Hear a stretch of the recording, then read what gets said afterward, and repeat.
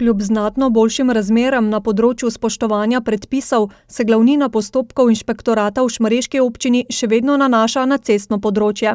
Nekak obsekavanje vegetacije ne pride v navado lastnikom zemljišč, vedno znova opozarjati, ampak se pravim, še vedno opozorilo lastniki pol porežejo, da ni nekih problematik, da se pa le zagotovi varno uporabo občinske ceste, ki je kategorizirana. Drugo večjo težavo predstavlja prepočasno priključevanje občanov na javno kanalizacijsko omrežje. Nekaj postopkov je še v teku, konec junija, začetek julija se pričakuje tudi Gorenja vas, strani komunale obvestilo, kdo je, kdo ni priključen. Tisti, ki izpolnjujejo, bodo žal dobili obvestilo inšpekcijske službe, bodo pričeti tudi uvedeni drugi postopki v Gorenji vasi. Uvedba tovrstnega postopka za občana še ne pomeni tudi plačila globe, ki znaša 500 evrov.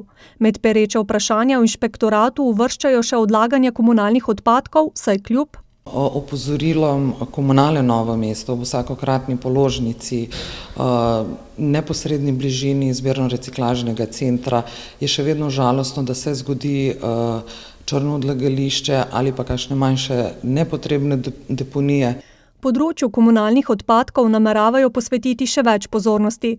Težava namreč niso zgolj sicer vse redkejša črna odlagališča, temveč tudi odlaganje odpadkov tako imenovanih vikendašev in nedoslednost občanov pri ločevanju.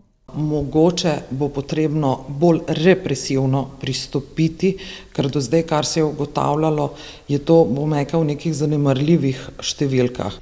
Lani je bilo sicer na območju šmarješke občine izrečenih skoraj 60 glob, da inšpektorat še vedno deluje pretežno preventivno, pa dokazuje število opozoril, ki jih je bilo skoraj 90.